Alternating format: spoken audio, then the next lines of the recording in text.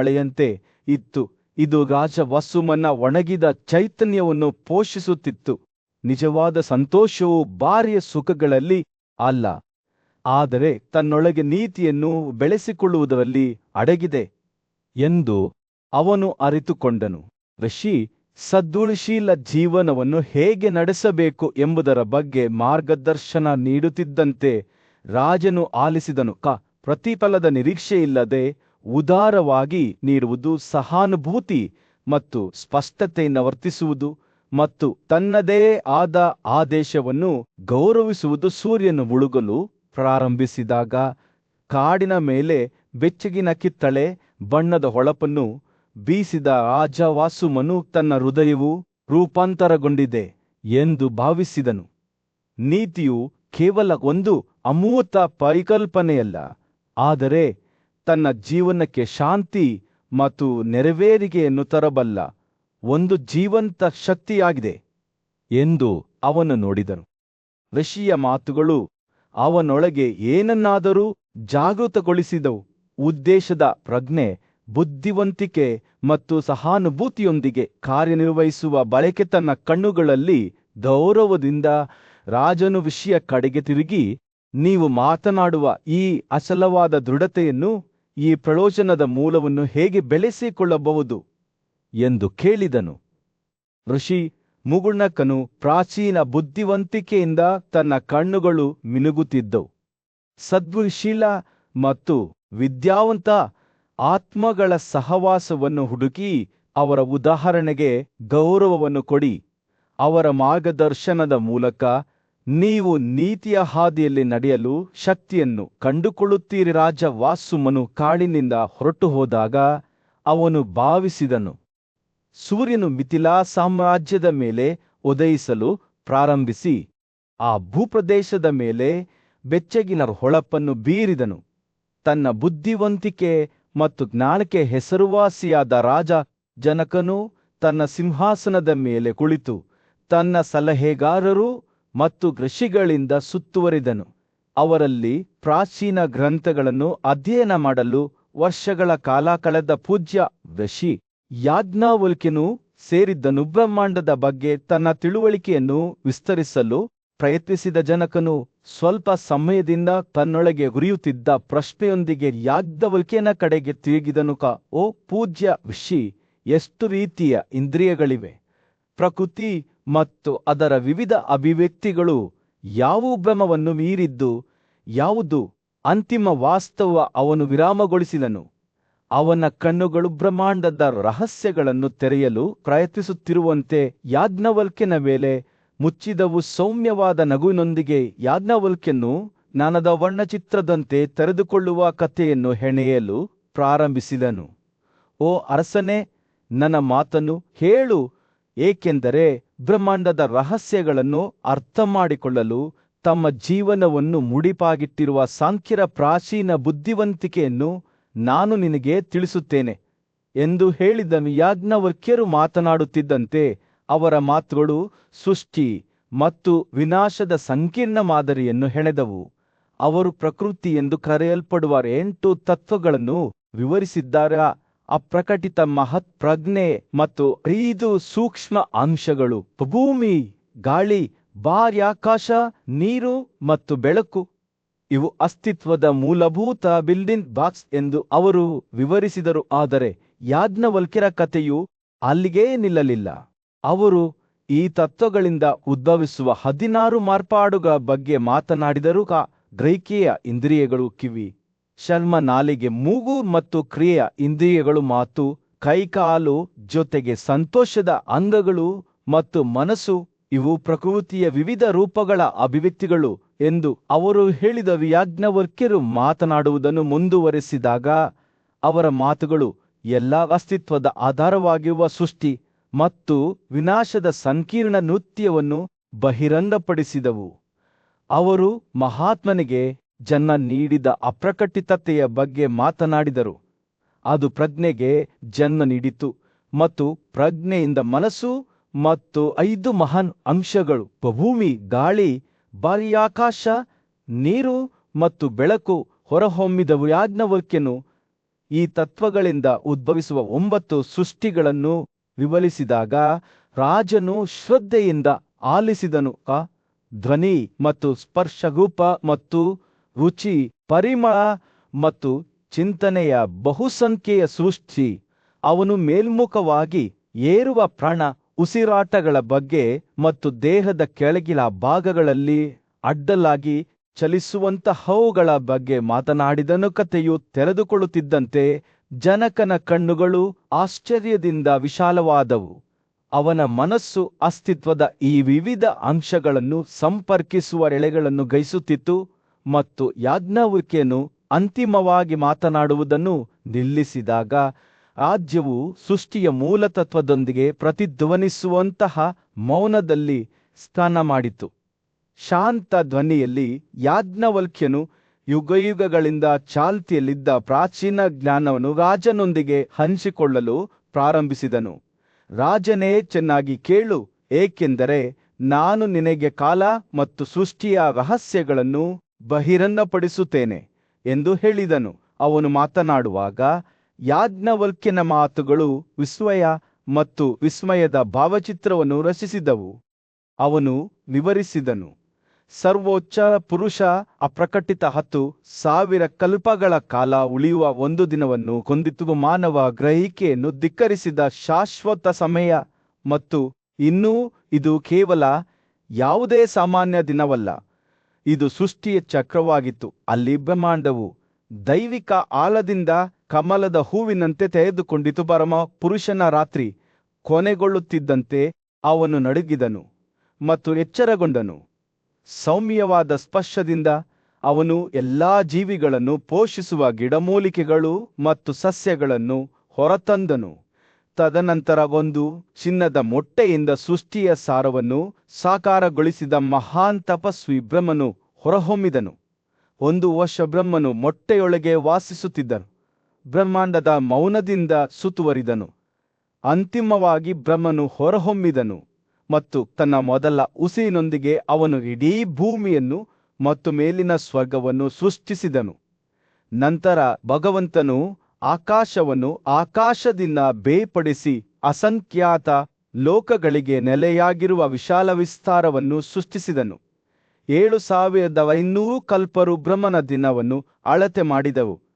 ಈ ಅವಧಿಯು ಅಂತ್ಯವಿಲ್ಲದ ಕಾಲಚಕ್ರಗಳನ್ನು ಪ್ರತಿಧ್ವನಿಸಿತು. ಯಾಜ್ಞವಲ್ಕ್ಯರು ಮಾತನಾಡುವಾಗ ಅವರ ಮಾತುಗಳು ಸೃಷ್ಟಿಯ ದರ್ಶನಗಳನ್ನು ಸೂಚಿಸುವಂತೆ ತೋರುತ್ತಿತ್ತು. ಮಹನ್ ಅಥವಾ ಬ್ರಹ್ಮ ಎಂದೂ ಕರೆಯಲ್ಪಡುವ ಬ್ರಾಹ್ಮಣನು ಸೂಕ್ಷ್ಮ ಮತ್ತು ಶಕ್ತಿಯುತವಾದ ಸತ್ವದಿಂದ ತುಂಬಿದ ಪ್ರಜ್ಞೆಯನ್ನು ಹೇಗೆ ಸೃಷ್ಟಿಸಿದನೆಂಬುದನ್ನು ಆತ ವಿವರಿಸಿದನು. ಈ ಪ್ರಜ್ಞೆಯಿಂದ ಭೂಮಿ, ಗಾಳಿ, ಬಾಹ್ಯಾಕಾಶ, ನೀರು ಮತ್ತು ಬೆಳಕು ಎಂಬ 5 ಮಹಾನ್ ಅಂಶಗಳು ಹುಟ್ಟಿಕೊಂಡವು. ಈ ಅಂಶಗಳು ಪ್ರತಿಯಾಗಿ ಜ್ಞಾನದ ಇಂದ್ರಿಯಗಳನ್ನು ಹುಟ್ಟುಹಾಕಿದವು. ದೃಷ್ಟಿ, ಧ್ವನಿ, ಸ್ಪರ್ಶ, ರುಚಿ ಮತ್ತು ಪರಿಮಳ. ಮತ್ತು ಈ ಇಂದ್ರಿಯಗಳಲ್ಲಿ 4 ಆಂತರಿಕ ಸಾಮರ್ಥ್ಯಗಳು ವಾಸಿಸುತ್ತಿದ್ದವು: ಮನಸ್ಸು, ಬುದ್ಧಿವಂತಿಕೆ, ಅಹಂಕಾರ ಮತ್ತು ಆನಂದ. ಒಟ್ಟಾಗಿ ಅವು ಬ್ರಹ್ಮಾಂಡವನ್ನು ಜೀವನ ಮತ್ತು ಚಲನೆಯಿಂದ ತುಂಬಿದ ಸಾಮರಸ್ಯದ ನೃತ್ಯವನ್ನು ರೂಪಿಸಿದವು. ಆದರೆ ಯಾಜ್ಞವಲ್ಕ್ಯರ ಕಥೆಯು ಕೇವಲ ಸೃಷ್ಟಿಯ ಬಗ್ಗೆ ಮಾತ್ರವಲ್ಲ, ಅದು ವಾಸ್ತವದ ಸ್ವರೂಪದ ಬಗ್ಗೆಯೂ ಆಗಿತ್ತು. ಇಂದ್ರಿಯಗಳು ಹೇಗೆ ಶಕ್ತಿಯುತವಾಗಿದ್ದರೂ ಮನಸ್ಸಿನಿಂದ ಮಾರ್ಗದರ್ಶಿಸಲ್ಪಟ್ಟ ಕೇವಲ ಸಾಧನಗಳಾಗಿದ್ದವು ಎಂಬುದನ್ನು ಅವರು ವಿವರಿಸಿದರು. ಮನಸ್ಸು ಪ್ರತಿಯಾಗಿ ಎಲ್ಲಾ ಇಂದ್ರಿಯಗಳ ಒಡೆಯನಾಗಿದ್ದನು. ಅಸ್ತಿತ್ವದ ವಿಶಾಲ ವಿಸ್ತಾರವನ್ನು ಆಳಿದ ಸಾರ್ವಭೌಮ ಯಾಜ್ಞವಲ್ಕ್ಯನ ಮಾತುಗಳು ಕೊನೆಗೊಳ್ಳುತ್ತಿದ್ದಂತೆ ರಾಜನು ಮೌನವಾಗಿ ಕುಳಿತನು. ಅವನ ಮನಸ್ಸು ಅವನೊಂದಿಗೆ ಹಂಚಿಕೊಂಡ ಪ್ರಾಚೀನ ಬುದ್ಧಿವಂತಿಕೆಯ ಭಾರದಿಂದ ಅಲುಗಾಡುತ್ತಿತ್ತು. ಆದ್ದರಿಂದ ಸೃಷ್ಟಿ ಮತ್ತು ಸಮಯದ ಕಥೆಯು ನೆನಪಿನ ಕ್ಷೇತ್ರದಲ್ಲಿ ಮರೆಯಾಯಿತು.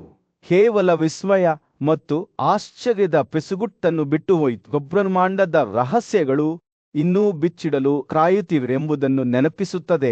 ಈ ರೀತಿಯಾಗಿ ಯಾಜ್ಞವಲ್ಕ್ಯರ ಮಾತುಗಳು ಭೂತಕಾಲ ಮತ್ತು ಭೂತಕಾಲದ ನಡುವಿನ ಸಂಬಂಧದ ದಾರವನ್ನು ಹೆಣೆದಿವೆ. ಬ್ರಹ್ಮಾಂಡದ ಒಂದು ಶಾಂತವಾದ ಮೂಲೆಯಲ್ಲಿ ಸೃಷ್ಟಿಯ ಭವ್ಯ ಚಕ್ರದ ಮತ್ತೊಂದು ಕಥೆಯನ್ನು ಹಂಚಿಕೊಳ್ಳಲು ಉತ್ಸುಕನಾಗಿದ್ದ ಯಾಜ್ಞವಲ್ಕ್ಯನು ತನ್ನ ರಾಜನ ಮುಂದೆ ನಿಂತನು. ಅವನು ಅಸ್ತಿತ್ವದ ಪ್ರತಿಯೊಂದು ಯುಗದ ನಂತರದ ವಿನಾಶವನ್ನು ವಿವರಿಸುವ ಮೂಲಕ ಪ್ರಾರಂಭಿಸಿದನು. ಗೌರವಾನ್ವಿತರೇ, ನಿಕಟವಾಗಿ ಆಲಿಸಿ. ಅವನು ಹೇಳಿದನು, ನಾನು ನಿಮಗೆ ಶಾಶ್ವತವಾದ ಬ್ರಹ್ಮನ ಬಗ್ಗೆ ಹೇಳುತ್ತೇನೆ. ಅವನು ಸೃಷ್ಟಿಸಿದ ಎಲ್ಲ ವಸ್ತುಗಳನ್ನು ಹುಟ್ಟುಹಾಕುತ್ತಾನೆ ಮತ್ತು ಕಸಿದುಕೊಳ್ಳುತ್ತಾನೆ. ಹಗಲು ಸಮೀಪಿಸುತ್ತಿದ್ದಂತೆ ಮತ್ತು ರಾತ್ರಿ ಜಗತ್ತಿನ ಮೇಲೆ ಇಳಿಯುತ್ತಿದ್ದಂತೆ ಬ್ರಹ್ಮನು ಆಯಾಸಗೊಂಡನು ಮತ್ತು ವಿಶ್ರಾಂತಿ ಪಡೆಯಲು ಪ್ರಯತ್ನಿಸಿದನು. ಆಗ ಅಪ್ರಕಟಿತ ಪವಿತ್ರ ವ್ಯಕ್ತಿಯು ತನ್ನೊಳಗೆ ಅಲುಗಾಡಿದನು. ಮಹಾಶಕ್ತಿಗಳುಳ್ಳ ವ್ಯಕ್ತಿಯಾದ ಮಹಾರುದ್ರನನ್ನು ಪ್ರಚೋದಿಸಿದನು. ಈ ಪ್ರಬಲ ಶಕ್ತಿಯು ಸೂರ್ಯನ ರೂಪವನ್ನು ಪಡೆದುಕೊಂಡಿತು, 100,000 ಕಿರಣಗಳನ್ನು ಹೊರಸೂಸಿತ್ತು ಮತ್ತು ತನ್ನನ್ನು ತಾನು 12 ಹೊಳೆಯುವ ಭಾಗಗಳಾಗಿ ವಿಂಗಡಿಸಿಕೊಂಡಿತು. ಯಾವುದೇ ವಿಳಂಬವಿಲ್ಲದೆ ಈ ಉರಿಯುತ್ತಿರುವ ತುಣುಕುಗಳು ಎಲ್ಲಾ ಸೃಷ್ಟಿಯಾದ ಜೀವಿಗಳನ್ನು ಸೇವಿಸಿದವು. ಜೀವಂತ ಅಂಡಾಕಾರದ ಅಥವಾ ಕೊಳಕು ಹುಟ್ಟಿದ ಪ್ರಕ್ರಿಯೆಗಳಿಂದ ಜನಿಸಿದವುಗಳು. ಹಾಗೆಯೇ ಸಸ್ಯ ಕ್ಷೇತ್ರ ಕೇವಲ ಕ್ಷಣಗಳ ಅವಧಿಯಲ್ಲಿ ಪ್ರತಿಯೊಂದು ಚಲಿಸುವ ಮತ್ತು ನಿಶ್ಚಲ ಜೀವಿಗಳು ನಾಶವಾದವು. ಭೂಮಿಯನ್ನು ಬಂಜರು ಮತ್ತು ಮೃದುವಾದ ಆಮೆ ಚಿಪ್ಪಿನಂತೆ ಬಿಟ್ಟು ಹೋದವು.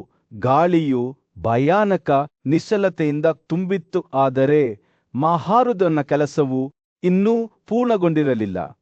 ತನ್ನ ಅಳೆಯಲಾರದ ಶಕ್ತಿಯಿಂದ ಅವನು ನಂತರ ದೊಡ್ಡ ಬಲವನ್ನು ಹೊಂದಿದ್ದ ನಿಜನ ಭೂದೃಶ್ಯವನ್ನು ನೀರಿನಿಂದ ತುಂಬಿಸಿದನು. ಈ ಪ್ರಬಲ ಅಂಶವು ಶೀಘ್ರದಲ್ಲೇ ಯುಗದ ಬೆಂಕಿಯು ಬೆಳಗುತ್ತಿದ್ದಂತೆ ಕಣ್ಮರೆಯಾಗಲು ಪ್ರಾರಂಭಿಸಿತು. ನೀರನ್ನು ಒಣಗಿಸಿ ಹೊಗೆಯಾಡಿಸುವ ಹೊಗೆಯನ್ನೇ ಬಿಟ್ಟು ಹೋಯಿತು. ಜ್ವಾಲೆಗಳು ಬಂಜರು ಭೂಮಿಯ ಮೇಲೆ ನೃತ್ಯ ಮಾಡಿದವು. ಪ್ರತಿಯೊಂದು ಜೀವಿಗಳೊಳಗಿನ ಅದೃಶ್ಯ ಕಿಡಿಗಳಿಂದ ಉತ್ತೇಜಿಸಲ್ಪಟ್ಟವು. ಗಾಳಿಯೂ ಸಹ ತನ್ನ ನಿದ್ರೆಯಿಂದ ಅಲುಗಾಡುತ್ತಾ 8 ವಿಭಿನ್ನ ರೂಪಗಳಲ್ಲಿ ಪ್ರಕಟವಾಯಿತು. ದೊಡ್ಡ ಹಾವಿನಂತೆ ಅದು ಉರಿಯುತ್ತಿರುವ ಬೆಂಕಿಯ ಸುತ್ತಲೂ ಸುತ್ತಿಕೊಂಡಿತು. ಅದರ 7 ಉರಿಯುತ್ತಿರುವ ನಾಲಿಗೆಯನ್ನು ಸೇವಿಸಿತು ಮತ್ತು ಎಲ್ಲಾ ಜೀವಿಗಳ ಮೂಲಕ ಹರಿಯುವ ಶಾಖವನ್ನು ಹೀರಿಕೊಂಡಿತ್ತು. ಜ್ವಾಲೆಗಳು ಕಡಿಮೆಯಾಗುತ್ತಿದ್ದಂತೆ ಗಾಳಿಯು ತನ್ನಷ್ಟಕ್ಕೆ ತಾನೇ ಎಲ್ಲಾ ದಿಕ್ಕುಗಳ ಮೂಲಕ ಹಾದು ಹೋಗಲು ಪ್ರಾರಂಭಿಸಿತು. ಮೇಲ್ಮುಖವಾಗಿ ಕೆಳಕ್ಕೆ ಮತ್ತು ಅಡ್ಡಲಾಗಿ ಕಳೆದು ಹೋದ ಏನನ್ನಾದರೂ ಹುಡುಕುತ್ತಿರುವಂತೆ. ನಂತರ ಬಾಹ್ಯಾಕಾಶವು ತನ್ನ ನಿದ್ರೆಯಿಂದ ಎಚ್ಚರಗೊಂಡು ಗಾಳಿಯ ಅತೀಂದ್ರಿಯ ಶಕ್ತಿಯನ್ನು ನುಂಗಿತು. ನಂತರ ಬಲವಾದ ನದಿಯಲ್ಲಿ ವಿಲೀನಗೊಳ್ಳುವ ಸೌಮ್ಯವಾದ ಹೊಳೆಯಂತೆ ಮನಸ್ಸು ಬಾಹ್ಯಾಕಾಶದ ಮಿತಿಯಿಲ್ಲದ ವಿಸ್ತಾರವನ್ನು ಸಂತೋಷದಿಂದ ಹೀರಿಕೊಂಡಿತು ಮತ್ತು ಅಂತಿಮವಾಗಿ ಪ್ರತಿಯೊಂದು ಜೀವಿಗಳ ಮೂಲತತ್ವವಾದ ಪ್ರಜ್ಞೆಯು ಮನಸ್ಸನ್ನು ನುಂಗಿ ಅದನ್ನು ತನ್ನದೇ ಆದ ಆಳಕ್ಕೆ ಸೆಳೆಯಿತು. ಆದರೆ ಪ್ರಜ್ಞೆಯೂ ಸಹ ವಿನಾಶದ ಚಕ್ರದಿಂದ ಮುಕ್ತವಾಗಿರಲಿಲ್ಲ. ಅದು ಮಹತ್ ಆತ್ಮದಿಂದ ನುಂಗಲ್ಪಟ್ಟಿತು. ಹಿಂದಿನ, ಪ್ರಸ್ತುತ ಮತ್ತು ಭವಿಷ್ಯದ ಬಗ್ಗೆ ತಿಳಿದಿರುವ ಆ ಮಹಾನ್ ಸರ್ವಜ್ಞಾನಿ ಅಸ್ತಿತ್ವ ಮತ್ತು ಈ ಸರ್ವೋಚ್ಚ ಆತ್ಮವು ತನ್ನ ಕಾರ್ಯವನ್ನು ಪೂರ್ಣಗೊಳಿಸಿದಾಗ ಹೋಲಿಸಲಾಗದ ಬ್ರಹ್ಮಾಂಡವು ಸ್ವತಃ ಎಲ್ಲದರ ಒಡೆಯನಾದ ಶಂಭುಗೆ ಸೆಳೆಯಲ್ಪಟ್ಟಿತು. ರಾಜನು ಯಾಜ್ಞವಲ್ಕ್ಯನ ಮಾತುಗಳನ್ನು ಕೇಳುತ್ತಿದ್ದಾಗ ಆತನಿಗೆ ಶಂಭುವಿನ ಒಂದು ದರ್ಶನವಾಯಿತು. ಆ ಪರಮ ಮತ್ತು ಶುದ್ಧ ತೇಜಸ್ಸು ಅಪರಿವರ್ತನೀಯ ಮತ್ತು ಆರಂಭ ಮತ್ತು ಅಂತ್ಯವಿಲ್ಲದ ಆತನ ಕೈಗಳು ಮತ್ತು ಕಾಲುಗಳು ಅಸ್ತಿತ್ವದ ಪ್ರತಿಯೊಂದು ಭಾಗದಲ್ಲೂ ವಿಸ್ತರಿಸಿವೆ. ಆತನ ಕಣ್ಣುಗಳು, ತಲೆ, ಮೂಕ, ಕಿವಿಗಳು ಮತ್ತು ಅಸ್ತಿತ್ವವು ಎಲ್ಲೆಡೆ ಇತ್ತು. ಅವುಗಳ ಉಪಸ್ಥಿತಿಯಿಂದ ಎಲ್ಲವನ್ನೂ ಮೀರಿಸಿತು. ಬುದ್ಧಿವಂತ ಋಷಿ ಯಾಜ್ಞವಲ್ಕ್ಯನು ರಾಜ ಜನಕನ ಮುಂದೆ ಕುಳಿತಾಗ ಸೂರ್ಯನು ಭೂಮಿಯ ಮೇಲೆ ಉದಯಿಸಲು ಪ್ರಾರಂಭಿಸಿದನು. ರಾಜನ ಕುತೂಹಲವು ಕೆರಳಿತು ಮತ್ತು ಅವನು ಬ್ರಹ್ಮಾಂಡದ ರಹಸ್ಯಗಳನ್ನು ವಿವರಿಸಲು ಯಾಜ್ಞವಲ್ಕ್ಯನನ್ನು ಕೇಳಿದನು. ಸೌಮ್ಯವಾದ ನಗುವಿನೊಂದಿಗೆ ಯಾಜ್ಞವಲ್ಕ್ಯನು ಜೀವನದ ಸಂಕೀರ್ಣ ಜಾಲವನ್ನು ಬಹಿರಂಗಪಡಿಸುವ ಕಥೆಯನ್ನು ನೇಯ್ಗೆ ಮಾಡಲು ಪ್ರಾರಂಭಿಸಿದನು. ಮಹಾರಾಜರೇ, ಯಾಜ್ಞವಲ್ಕ್ಯ ಹೇಳಿದರು, 2 ಪಾದಗಳು ಆಧ್ಯಾತ್ಮ, ನಮ್ಮ ಅಸ್ತಿತ್ವದ ಮೂಲತತ್ವ. ನಾವು ನಡೆಯುವಾಗ ಅದು ನಮ್ಮ ಭೌತಿಕ ರೂಪದ ಅಭಿವ್ಯಕ್ತಿಯಾದ ಆದಿಭೂತದ ಕ್ರಿಯೆಯಾಗಿದೆ. ಮತ್ತು ವಿಷ್ಣುವಿನ ವಿಷಯಕ್ಕೆ ಬಂದರೆ ಆತನು ನಮ್ಮ ಪ್ರಯಾಣದಲ್ಲಿ ನಮಗೆ ಮಾರ್ಗದರ್ಶನ ನೀಡುವ ದೈವಿಕ ಉಪಸ್ಥಿತಿಯಾದ ಆದಿದೈವತನಾಗಿದ್ದಾನೆ. ಯಾಜ್ಞವಲ್ಕ್ಯನು ದೇಹ ಮತ್ತು ಬ್ರಹ್ಮಾಂಡದ ನಡುವಿನ ಸಂಕೀರ್ಣ ಸಂಬಂಧಗಳನ್ನು ವಿವರಿಸುವುದನ್ನು ಮುಂದುವರೆಸಿದಾಗ ರಾಜನ ಕಣ್ಣುಗಳು ಆಸಕ್ತಿಯಿಂದ ಹೊಳೆಯುತ್ತಿದ್ದವು. ಯಾಜ್ಞವಲ್ಕ್ಯನು ಕೆಳನಾಳವು ಆಧ್ಯಾತ್ಮವಾಗಿದೆ, ಆದರೆ ತ್ಯಾಜ್ಯವನ್ನು ಹೊರಹಾಕುವ ಕಾರ್ಯವು ಅಧಿಭೂತವಾಗಿದೆ ಮತ್ತು ಸೂರ್ಯ ದೇವತೆಯಾದ ಮಿತ್ರನು ಅದನ್ನು ಅದರ ಆದಿದೈವತವಾಗಿ ನೋಡುತ್ತಾನೆ ಎಂದು ಹೇಳಿದರು. ಯಾಜ್ಞವಲ್ಕ್ಯನು ಮಾತನಾಡುವಾಗ ಅವನು ತನ್ನನ್ನು ತಾನು ಭೌತಿಕ ಜಗತ್ತನ್ನು ಮೀರಿದ ಪ್ರದೇಶಕ್ಕೆ ಕೊಂಡೊಯ್ದುಕೊಂಡಂತೆ ತೋರುತ್ತಿತ್ತು. ಅವನು ಪೀಳಿಗೆಯ ಅಂಗವಾದ ಅಧ್ಯಾತ್ಮ ಮತ್ತು ಅದರ ಕಾರ್ಯವಾದ ಅಧಿಭೂತದ ಬಗ್ಗೆ ಮಾತನಾಡುತ್ತಿದ್ದನು. ಸೃಷ್ಟಿಕರ್ತ ದೇವರಾದ ಪ್ರಜಾಪತಿಯನ್ನು ಅದರ ಆದಿದೈವತ ಎಂದು ಹೇಳಲಾಗುತ್ತಿತ್ತು. ಯಾಜ್ಞವಲ್ಕ್ಯನು ಕೈಗಳನ್ನು, ಮಾತಿನ ಅಂಗಗಳನ್ನು, ಕಣ್ಣನ್ನು, ಕಿವಿಯನ್ನು, ನಾಲಿಗೆಯನ್ನು ಮತ್ತು ಮನಸ್ಸನ್ನು ವಿವರಿಸುತ್ತಿದ್ದಂತೆ ರಾಜನು ಶ್ರದ್ಧೆಯಿಂದ ಆಲಿಸಿದನು. ದೇಹದ ಪ್ರತಿಯೊಂದು ಅಂಗವೂ ಬ್ರಹ್ಮಾಂಡದೊಂದಿಗೆ ತನ್ನದೇ ಆದ ವಿಶಿಷ್ಟ ಸಂಬಂಧವನ್ನು ಹೊಂದಿದೆ ಎಂದು ತೋರುತ್ತದೆ. ಕಣ್ಣುಗಳು ಸೂರ್ಯನ ಬೆಳಕಿನ ಮೂಲಕ ಜಗತ್ತನ್ನು ನೋಡುತ್ತವೆ. ಕಿವಿಗಳು ದಿಗಂತದ ಬಿಂದುಗಳ ಪಿಸುಗುಟ್ಟುವಿಕೆಯನ್ನು ಕೇಳುತ್ತವೆ. ನಾಲಿಗೆ ನೀರಿನ ಮಾಧುರ್ಯವನ್ನು ಗೂಚಿ ನೋಡುತ್ತದೆ. ಯಾಜ್ಞವಲ್ಕ್ಯರು ಮಾತನಾಡುತ್ತಿದ್ದಂತೆ ಅವರ ನಡವಳಿಕೆಯಲ್ಲಿ ಸೂಕ್ಷ್ಮವಾದ ಬದಲಾವಣೆ ಉಂಟಾಯಿತು. ಅವರು ಹೆಚ್ಚು ವಿಸ್ತಾರವಾದರು. ಅವರು ಸಾಮಾನ್ಯ ಮನುಷ್ಯರ ವ್ಯಾಪ್ತಿಯನ್ನು ಮೀರಿದ ರಹಸ್ಯಗಳನ್ನು ಬಹಿರಂಗಪಡಿಸುತ್ತಿದ್ದಾರೆ ಎಂಬಂತೆ ಪ್ರಕೃತಿಯು ಎಲ್ಲಾ ಜೀವನದ ಮೂಲವಾಗಿದೆ ಎಂದು ಅವರು ಹೇಳಿದರು. ಆಕೆ ತನ್ನ ಮೂಲ ರೂಪಾಂತರಗಳ ಸಾವಿರಾರು ಮತ್ತು ಸಾವಿರಾರು ಸಂಯೋಜನೆಗಳನ್ನು ಸೃಷ್ಟಿಸುತ್ತಾಳೆ. ಗುಣಗಳು ಎಂದು ಕರೆಯಲ್ಪಡುತ್ತದೆ. ಸತ್ವರಾಜರು ಮತ್ತು ತಮಗಳ ಗುಣಲಕ್ಷಣಗಳೊಂದಿಗೆ ಪ್ರಕೃತಿ ಹೇಗೆ ಅಸಂಖ್ಯಾತ ಅಸ್ತಿತ್ವದಲ್ಲಿರುವ ವಸ್ತುಗಳಾಗಿ ಬೆಳೆದಿದೆ ಎಂಬುದನ್ನು ಯಾಜ್ಞವಲ್ಕ್ಯ ವಿವರಿಸಿದಾಗ ರಾಜನ ಕಣ್ಣುಗಳು ಆಶ್ಚರ್ಯದಿಂದ ವಿಶಾಲವಾದವು.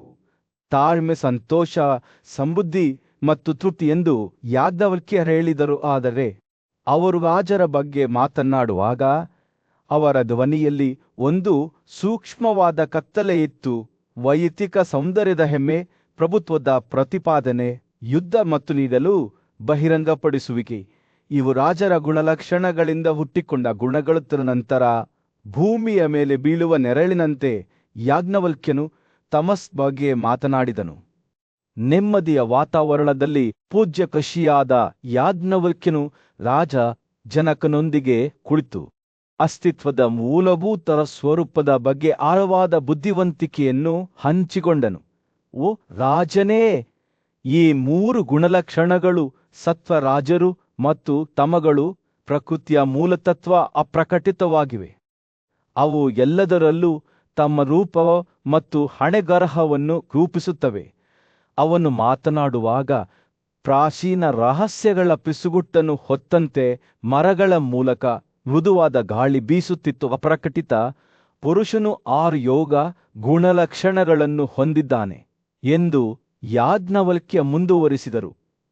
ಈ 3 ಗುಣಲಕ್ಷಣಗಳನ್ನು ಸ್ವೀಕರಿಸುವ ಮೂಲಕ ಆತ ತನ್ನನ್ನು ಲೆಕ್ಕವಿಲ್ಲದಷ್ಟು ರೂಪಗಳಲ್ಲಿ ಪರಿವರ್ತಿಸಿಕೊಳ್ಳುತ್ತಾನೆ. ಅಧ್ಯಾತ್ಮ ವಿಜ್ಞಾನವನ್ನು ಅರ್ಥಮಾಡಿಕೊಳ್ಳುವವರು ಬ್ರಹ್ಮಾಂಡದಲ್ಲಿ ಸತ್ವಕ್ಕೆ ಉನ್ನತ ಸ್ಥಾನ, ರಾಜರಿಗೆ ಮಧ್ಯಮ ಸ್ಥಾನ ಮತ್ತು ತಮಸ್ಸೆ ಕೀಳುಮಟ್ಟದ ಸ್ಥಾನ ಎಂದು ಹೇಳುತ್ತಾರೆ. ಯಾಜ್ಞವಲ್ಕ್ಯರ ಮಾತುಗಳು ಗಾಳಿಯಲ್ಲಿ ತೂಗಾಡುತ್ತಿರುವಾಗ ಧೂಪದ ಮುಸುಕಾದ ಸುವಾಸನೆಯು ಶುದ್ಧೀಕರಣದ ಮೂಲಕ ಬೆಳಕು ಚೆಲ್ಲುತ್ತದೆ. ಜ್ಞಾನೋದಯದ ಭರವಸೆಯನ್ನು ಹೊತ್ತಿರುತ್ತದೆ. ಕೇವಲ ಸದಾಚಾರದಿಂದ ಮಾತ್ರ ಎಂದು ಯಾಜ್ಞವಲ್ಕ್ಯ ವಿವರಿಸಿದನು. ಒಬ್ಬನು ಉನ್ನತ ಮಟ್ಟವನ್ನು ತಲುಪುತ್ತಾನೆ, ದೇವತೆಗಳು ಅಥವಾ ಆಕಾಶ ಜೀವಿಗಳೊಂದಿಗೆ ಒಂದಾಗುತ್ತಾನೆ. ಮಿಶ್ರ ಸದಾಚಾರ ಮತ್ತು ಪಾಪದ ಮೂಲಕ ಒಬ್ಬನು ಮನುಷ್ಯನಾಗುತ್ತಾನೆ ಮತ್ತು ಮಿಶ್ರ ಪಾಪದಿಂದ ಒಬ್ಬನು ಕೆಟ್ಟ ಅಸ್ತಿತ್ವಕ್ಕೆ ಮುಳುಗುತ್ತಾನೆ. ಸೂರ್ಯನು ಭೂಪ್ರದೇಶದ ಮೇಲೆ ಬಡಿದುಕೊಂಡು ಎಚ್ಚರಿಕೆಯ ಪಿಸುಗುಟ್ಟುವಿಕೆಯಂತೆ ಚಾಚಿದಂತೆ ತೋರುವ ದೀರ್ಘ ನೆರಳುಗಳನ್ನು ಬಿಡುತ್ತಾನೆ. ಈಗ ಕೂಲಂಕಷವಾಗಿ ಆಲಿಸಿ, ಅವನ ಕಣ್ಣುಗಳು ತೀಕ್ಷ್ಣತೆಯಿಂದ ಹೊಳೆಯುತ್ತಿದ್ದವು. 3 ಗುಣಲಕ್ಷಣಗಳು ವಿವಿಧ ಸಂಯೋಜನೆಗಳಲ್ಲಿ ಬೇಸದ್ದುಕೊಳ್ಳಬಹುದು. ಕೆಲವೊಮ್ಮೆ ರಾಜರು ಸತ್ವದೊಂದಿಗೆ ಇರುತ್ತಾರೆ. ತಮರು ರಾಜರೊಂದಿಗೆ ಸಹಬಾಳ್ವೆ ನಡೆಸುತ್ತಾರೆ ಮತ್ತು ತಮರು ಸತ್ವದೊಂದಿಗೆ ಸಹಬಾಳ್ವೆ ನಡೆಸುತ್ತಾರೆ. ತದನಂತರ ಈ ಮೂರು ಸಮಾನ ಪ್ರಮಾಣದಲ್ಲಿ ಒಟ್ಟಿಗೆ ಇರುವ ಸಂದರ್ಭಗಳಿವೆ.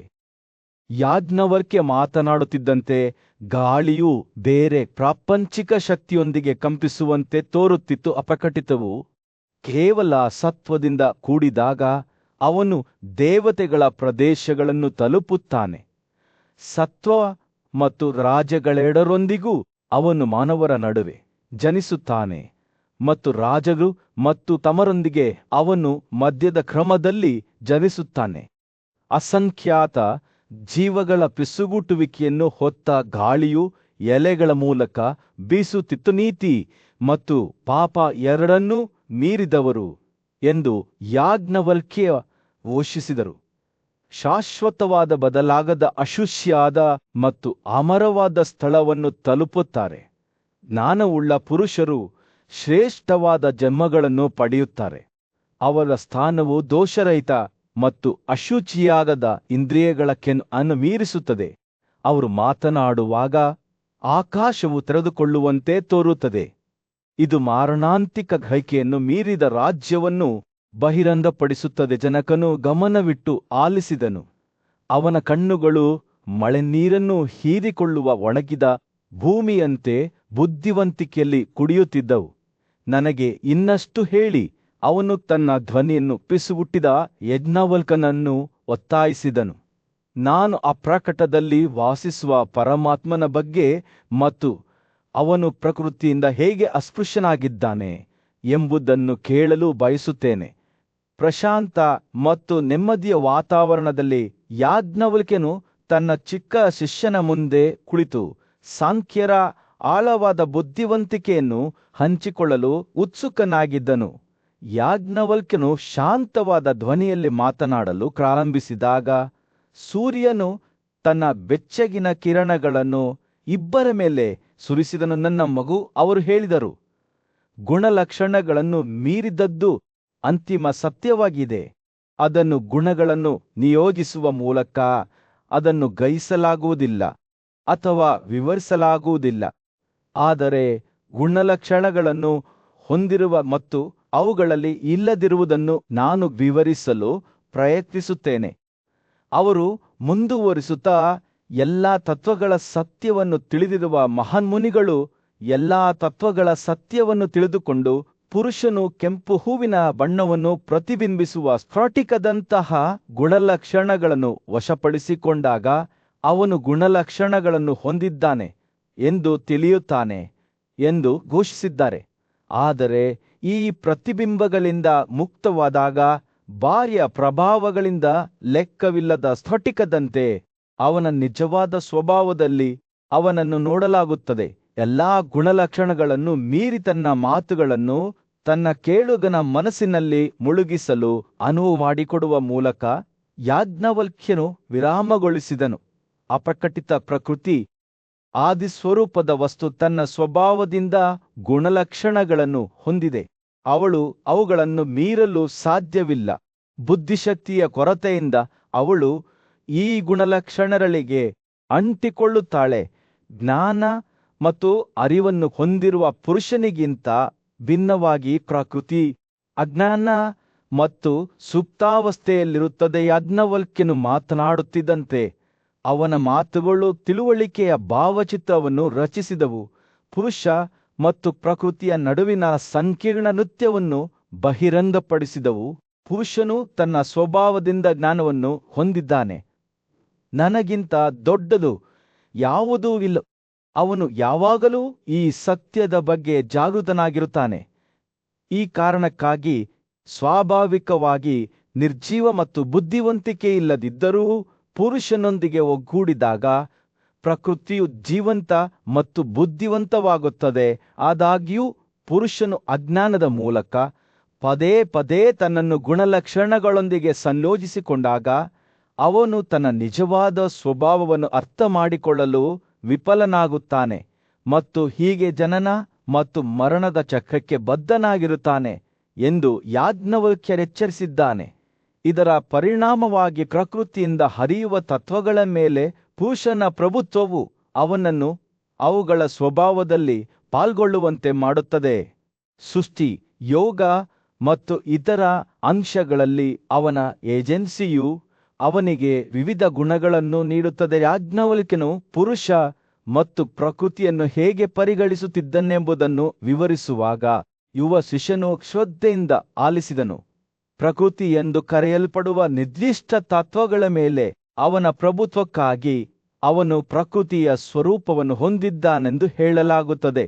ಎಲ್ಲಾ ಸ್ಥಿರ ವಸ್ತುಗಳ ಬೀಜಗಳನ್ನು ಸೃಷ್ಟಿಸುವಲ್ಲಿ ಅವನ ಏಜೆನ್ಸಿಗಾಗಿ ಅವನು ಅವುಗಳ ಸ್ವಭಾವವನ್ನು ಪಾಲ್ಗೊಳ್ಳುತ್ತಾನೆ ಎಂದು ಹೇಳಲಾಗುತ್ತದೆ ಮತ್ತು ಅವನು ವಿವಿಧ ತತ್ವಗಳು ಅಥವಾ ಗುಣಲಕ್ಷಣಗಳನ್ನು ಪ್ರಕಟಿಸುವಂತೆ ಮಾಡುವುದರಿಂದ ಅವನು ಕೊಳೆತ ಮತ್ತು ವಿನಾಶಕ್ಕೆ ಒಳಪಟ್ಟಿರುತ್ತಾನೆ. ತನ್ನ ಮಾತುಗಳು ತನ್ನ ಕೇಳುಗನ ಮನಸ್ಸಿನಲ್ಲಿ ನೆಲೆಗೊಳ್ಳಲು ಅವಕಾಶ ಮಾಡಿಕೊಟ್ಟು ಯಾಜ್ಞವಲ್ಕ್ಯ ಮತ್ತೊಮ್ಮೆ ವಿರಾಮ ತೆಗೆದುಕೊಂಡನು. ಆದಾಗ್ಯೂ ಪುರುಷ ಮತ್ತು ಪ್ರಕೃತಿಯನ್ನು ಯಾವುದೇ ಬೆಳಕಿನಲ್ಲಿ ನೋಡುವವರು ತಪ್ಪಾದ ಅಭಿಪ್ರಾಯವನ್ನು ಹೊಂದಿರುತ್ತಾರೆ ಎಂದು ಹೇಳಲಾಗುತ್ತದೆ. ರಾಜ ಜನಕನ ಸಮ್ಮುಖದಲ್ಲಿ ಯಾಜ್ಞವಲ್ಕ್ಯನು ತಾನು ಕಂಡುಹಿಡಿದ ಆಳವಾದ ಸತ್ಯದ ಬಗ್ಗೆ ಮಾತನಾಡಲು ಪ್ರಾರಂಭಿಸಿದನು. ನಾನು ಈಗಾಗಲೇ ಸಾಂಖ್ಯರ ಬೋಧನೆಗಳನ್ನು ನಿಮ್ಮೊಂದಿಗೆ ಹಂಚಿಕೊಂಡಿದ್ದೇನೆ ಎಂದು ಹೇಳಿದನು. ಆದರೆ ಈಗ ನಾನು ಯೋಗಿಗಳ ರಹಸ್ಯಗಳನ್ನು ಅರ್ಥ ಮಾಡಿಕೊಂಡಂತೆ ನಿಮಗೆ ಬಹಿರಂಗಪಡಿಸುತ್ತೇನೆ. ರಾಜನು ಶ್ರದ್ಧೆಯಿಂದ ಆಲಿಸಿದನು. ಅವನ ಕುತೂಹಲ ಕೆರಳಿಸಿತು. ಸಾಂಖ್ಯರಿಗಿಂತ ದೊಡ್ಡ ಜ್ಞಾನ ಮತ್ತೊಂದಿಲ್ಲ ಮತ್ತು ಯೋಗಕ್ಕಿಂತ ದೊಡ್ಡ ಶಕ್ತಿಯೂ ಇಲ್ಲ ಎಂದು ಯಾಜ್ಞವಲ್ಕ್ಯ ವಿವರಿಸಿದರು. ಎರಡೂ ವ್ಯವಸ್ಥೆಗಳು ವಿಮೋಚನೆಯನ್ನು ಸಾಧಿಸುವ ಗುರಿಯನ್ನು ಹೊಂದಿದ್ದವು, ಆದರೆ ಅವು ವಿಭಿನ್ನ ವಿಧಾನಗಳನ್ನು ಬಳಸಿಕೊಂಡವು. ಅನೇಕ ಜನರು ಸಾಂಖ್ಯ ಮತ್ತು ಯೋಗವನ್ನು ವಿಭಿನ್ನ ಮಾರ್ಗಗಳಾಗಿ ನೋಡಿದರು, ಆದರೆ ಯಾಜ್ಞವಲ್ಕ್ಯ ಮತ್ತು ಅವನ ಸಹಚರರು ವಾಸ್ತವವಾಗಿ ಒಂದೇ ಎಂದು ಅರಿತುಕೊಂಡವಿ. ತಿಳುವಳಿಕೆಯು ಕೇವಲ ಸೈದ್ಧಾಂತಿಕವಲ್ಲ ಎಂದು ಯಾಜ್ಞವಲ್ಕ್ಯ ಮುಂದುವರಿಸಿದರು. ಇದು ಅಧ್ಯಯನ ಮತ್ತು ಚಿಂತನೆಯ ಮೂಲಕ ಬಹಿರಂಗವಾಗಿದೆ. ಯೋಗಿಗಳು ಮತ್ತು ಸಾಂಖ್ಯರು ಒಂದೇ ಅಂತಿಮ ಗುರಿಯನ್ನು ಹುಡುಕುತ್ತಿದ್ದಾರೆ: ಬ್ರಹ್ಮಾಂಡದ ಬಗ್ಗೆ ಸತ್ಯವನ್ನು ತಿಳಿದುಕೊಳ್ಳುವುದು. ಈ ಪ್ರಕಟಣೆಯ ಮಹತ್ವವನ್ನು ಒತ್ತಿ ಹೇಳುವಂತೆ ರಾಜನ ಮೇಲೆ ತನ್ನ ಕಣ್ಣುಗಳನ್ನು ಲಾಕ್ ಮಾಡಿ ಅವನು ವಿರಾಮಗೊಳಿಸಿದನು. ಪ್ರಾಣವಾಯುಗಳು ಮತ್ತು ಇಂದ್ರಿಯಗಳು ಯೋಗವನ್ನು ಅಭ್ಯಾಸ ಮಾಡಲು ಪ್ರಮುಖವಾಗಿವೆ ಎಂದು ಯಾಜ್ಞವಲ್ಕ್ಯ ಹೇಳಿದರು. ಇವುಗಳನ್ನು ನಿಯಂತ್ರಿಸುವ ಮೂಲಕ ಯೋಗಿಗಳು ತಮ್ಮ ಭೌತಿಕ ದೇಹಗಳಿಂದ ನಿರ್ಬಂಧವಿಲ್ಲದೆ ಬ್ರಹ್ಮಾಂಡದಾದ್ಯಂತ ಮುಕ್ತವಾಗಿ ಚಲಿಸಬಹುದು. ಅವರು ಬ್ರಹ್ಮಾಂಡದಲ್ಲಿ ಸುತ್ತಾಡುತ್ತಾರೆ, ಎಲ್ಲ ರೀತಿಯ ಆನಂದವನ್ನು ಅನುಭವಿಸುತ್ತಾರೆ. ಅವನು ಕೇಳುತ್ತಿದ್ದಂತೆ ರಾಜನ ಕಣ್ಣುಗಳು ವಿಶಾಲವಾದವು. ಅವನ ಕಲ್ಪನೆಗಳು ಸಾಧ್ಯತೆಗಳಿಂದ ಕಾಡುತ್ತವೆ. ಯೋಗವು 8 ರೀತಿಯ ಶಕ್ತಿಯನ್ನು ನೀಡುತ್ತದೆ ಎಂದು ಹೇಳಲಾಗುತ್ತಿತ್ತು ಮತ್ತು 8 ಅಂಗಗಳನ್ನು ಹೊಂದಿದೆ ಎಂದು ಧರ್ಮಗ್ರಂಥಗಳಲ್ಲಿ ವಿವರಿಸಲಾಗಿದೆ ಎಂದು ಯಾಜ್ಞವಲ್ಕ್ಯ ವಿವರಿಸಿದರು. ಆದರೆ 2 ರೀತಿಯ ಅಭ್ಯಾಸಗಳಿವೆ ಎಂದು ಅವರು ಹೇಳಿದರು. ಒಂದು ಗುಣಲಕ್ಷಣಗಳೊಂದಿಗೆ ಕೂಡಿದ್ದರೆ ಇನ್ನೊಂದು ಅವುಗಳಿಂದ ಮುಕ್ತವಾಗಿದೆ. ರಾಜನು ಮುಂದೆ ವಾಲಿದನು. ಅವನ ಆಸಕ್ತಿಯು ಹೆಚ್ಚಾಯಿತು. ಮೊದಲ ವಿಧವು ಒಬ್ಬರ ಮನಸ್ಸನ್ನು 16 ವಸ್ತುಗಳ ಮೇಲೆ ಕೇಂದ್ರೀಕರಿಸುವುದು, ಅದನ್ನು ನಿಯಂತ್ರಿಸಲು ಉಸಿರನ್ನು ಬಳಸುವುದು. ಇದು ಗುಣಲಕ್ಷಣಗಳೊಂದಿಗೆ ಯೋಗವಾಗಿದೆ. ಎರಡನೇ ಪ್ರಕಾರಕ್ಕೆ ಮನಸ್ಸು ತನ್ನ ಕಾರ್ಯಗಳಿಂದ ಮುಕ್ತವಾಗಿರಬೇಕು ಮತ್ತು ಒಂದೇ ಬಿಂದುವಿನ ಮೇಲೆ ಸ್ಥಿರವಾಗಿರಬೇಕು. ಇದು ಗುಣಲಕ್ಷಣಗಳಿಲ್ಲದ ಯೋಗವಾಗಿದೆ. ಮುಂದುವರಿಯುವ ಮೊದಲು ತನ್ನ ಆಲೋಚನೆಗಳನ್ನು ಸಂಗ್ರಹಿಸುತ್ತಾ ಯಾಜ್ಞವಲ್ಕ್ಯ ವಿರಾಮಗೊಳಿಸಿದರು. ಉಸಿರಾಟದ ನಿಯಂತ್ರಣವು ಗುಣಲಕ್ಷಣಗಳೊಂದಿಗೆ ಯೋಗದ ಅತ್ಯಗತ್ಯ ಭಾಗವಾಗಿದೆ ಎಂದು ಅವರು ಹೇಳಿದರು. ಒಬ್ಬ ವ್ಯಕ್ತಿಯು ಉಸಿರಾಡುವಾಗ ಒಂದು ನಿರ್ದಿಷ್ಟ ಮಂತ್ರದ ಬಗ್ಗೆ ಯೋಚಿಸದಿದ್ದರೆ ಅವರ ವ್ಯವಸ್ಥೆಯಲ್ಲಿ ಗಾಳಿ ಹೆಚ್ಚಾಗಬಹುದು. ಇದು ಹಾನಿಯನ್ನುಂಟುಮಾಡುತ್ತದೆ. ಇದನ್ನು ತಪ್ಪಿಸಲು ಯೋಗಿಗಳು ತಮ್ಮ ಉಸಿರನ್ನು ಹಿಡಿದಿಟ್ಟುಕೊಳ್ಳುವ ವಿವಿಧ ವಿಧಾನಗಳನ್ನು ಅಭ್ಯಾಸ ಮಾಡುತ್ತಾರೆ. ಯಾಜ್ಞವಲ್ಕ್ಯನು ಈ ಅಭ್ಯಾಸಗಳನ್ನು ವಿವರಿಸಿದಂತೆ ರಾಜನು ಗಮನದಿಂದ ಆಲಿಸಿದರು. ರಾತ್ರಿ ಕಳೆದಂತೆ ಯಾಜ್ಞವಲ್ಕ್ಯರು ಯೋಗದ ಅಭ್ಯಾಸ ಮಾಡುವವರಿಗೆ ಶಾಂತಿ ಮತ್ತು ಶಾಂತ ಇಂದ್ರಿಯಗಳ ಪ್ರಾಮುಖ್ಯತೆಯ ಬಗ್ಗೆ ಮಾತನಾಡಿದರು. ನಿವೃತ್ತಿಯಲ್ಲಿ ವಾಸಿಸುವವರು ತಮ್ಮಲ್ಲಿ ಸಂತೋಷಪಡುತ್ತಾರೆ ಮತ್ತು ಧರ್ಮಗ್ರಂಥಗಳನ್ನು ಚೆನ್ನಾಗಿ ಬಲ್ಲವರು ತಮ್ಮ ಉಸಿರನ್ನು 24 ರೀತಿಯಲ್ಲಿ ನಿಯಂತ್ರಿಸಬೇಕು ಎಂದು ಅವರು ಹೇಳಿದರು. ಹಾಗೆ ಮಾಡುವುದರಿಂದ ಅವರು ತಮ್ಮ ಆತ್ಮವನ್ನು ಪರಮಾತ್ಮನ ಮೇಲೆ ಸ್ಥಿರಗೊಳಿಸುತ್ತಾರೆ. ಯೋಗಿಗಳು 5 ದೋಷಗಳನ್ನು ಹೇಗೆ ನಿವಾರಿಸಿದರು ಎಂಬುದನ್ನು ಯಾಜ್ಞವಲ್ಕ್ಯನು ವಿವರಿಸಿದಾಗ ರಾಜನ ಕಣ್ಣುಗಳು ತಿಳುವಳಿಕೆಯಿಂದ ಭಾರವಾದವು. ರಾಜ ಜನಕನ ಸಮ್ಮುಖದಲ್ಲಿ ಯಾಜ್ಞವಲ್ಕ್ಯನು ಸಾವಿನ ರಹಸ್ಯಗಳ ಬಗ್ಗೆ ಆಳವಾದ ಸತ್ಯವನ್ನು ಬಹಿರಂಗಪಡಿಸಲು ಪ್ರಾರಂಭಿಸಿದನು. ಓ ರಾಜನೇ, ಹತ್ತಿರದಿಂದ ಕೇಳು. ಆತ ತನ್ನ ಕಣ್ಣುಗಳು ಒಳಗಿನ ಬೆಳಕಿನಿಂದ ಮಿನುಗುತ್ತಾ ಹೇಳಿದನು, ಈ ಲೋಕದಿಂದ ನಿರ್ಗಮಿಸುವವರು ತಮ್ಮ ಜೀವಾತ್ಮವು ತಮ್ಮ ಮತ್ಯ ದೇಹಗಳಿಂದ ಹೇಗೆ ಪಾರಾಗುತ್ತಾನೆ ಎಂಬುದರ ಆಧಾರದ ಮೇಲೆ ನಾನು ನಿಮಗೆ ಹೇಳುತ್ತೇನೆ. ಅವನು ಮಾತನಾಡುವಾಗ ಯಾಜ್ಞವಲ್ಕ್ಯನ ಮಾತುಗಳು ಆಶ್ಚರ್ಯ ಮತ್ತು ವಿಸ್ಮಯದ ಭಾವಚಿತ್ರವನ್ನು ರಚಿಸಿದವು. ಆತ್ಮವು ಪಾದಗಳ ಮೂಲಕ ತಪ್ಪಿಸಿಕೊಂಡರೆ ಅದು ವಿಷ್ಣುವಿನ ಸಾಮ್ರಾಜ್ಯಕ್ಕೆ ಪ್ರಯಾಣಿಸುತ್ತದೆ, ಆದರೆ ಕರುಗಳ ಮೂಲಕ ತಪ್ಪಿಸಿಕೊಂಡು ವಾಸುಗಳ ಸಾಮ್ರಾಜ್ಯಕ್ಕೆ ಹೋಗುತ್ತದೆ ಎಂದು ಅವನು ವಿವರಿಸಿದನು. ಮೊಣಕಾಲುಗಳು ಸಹ ಮಹತ್ವವನ್ನು ಹೊಂದಿದ್ದವು.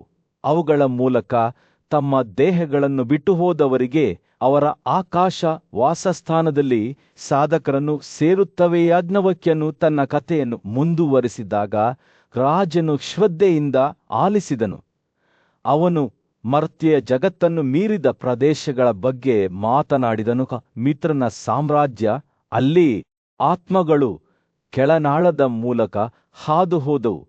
ಪ್ರಜಾಪತಿಯ ರಾಜ್ಯವು ತೊಡೆಯ ಮೂಲಕ ಹೊರಟು ಹೋದವರಿಗೆ ತಲುಪಿತು ಮತ್ತು ಮರುತಗಳ ರಾಜ್ಯವು ಪಾರ್ಶ್ವದ ಮೂಲಕ ತಪ್ಪಿಸಿಕೊಂಡವರಿಗೆ ಸುಲಭವಾಗಿ ತಲುಪಿತು. ರಾಜನ ಕುತೂಹಲ ಹೆಚ್ಚಾದಂತೆ ಯಾಜ್ಞವಲ್ಕ್ಯನು ಹೆಚ್ಚಿನ ರಹಸ್ಯಗಳನ್ನು ಬಹಿರಂಗಪಡಿಸಿದನು.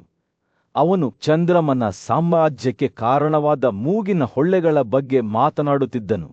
ಆದರೆ ತೋಳುಗಳು ಇಂದ್ರನ ಸಾಮ್ರಾಜ್ಯದೊಂದಿಗೆ ಆತ್ಮಗಳನ್ನು ಸಂಪರ್ಕಿಸಿದವು. ಎದೆಯೂ ಸಹ ವಿಶೇಷ ಮಹತ್ವವನ್ನು ಹೊಂದಿತ್ತು, ಏಕೆಂದರೆ ಅದರ ಮೂಲಕ ಹಾದು ಹೋಗುವವರು ರುದ್ರನನ್ನು ಅವನ ಆಕಾಶ ವಾಸಸ್ಥಾನದಲ್ಲಿ ಸೇರುತ್ತಾರೆ ಎಂದು ಹೇಳಲಾಗುತ್ತಿತ್ತು. ಯಾಜ್ಞವಲ್ಕ್ಯನು ವಿವಿಧ ಪ್ರದೇಶಗಳನ್ನು ವಿವರಿಸುತ್ತಿದ್ದಂತೆ ರಾಜನ ಕಣ್ಣುಗಳು ಅಗಲವಾದವು.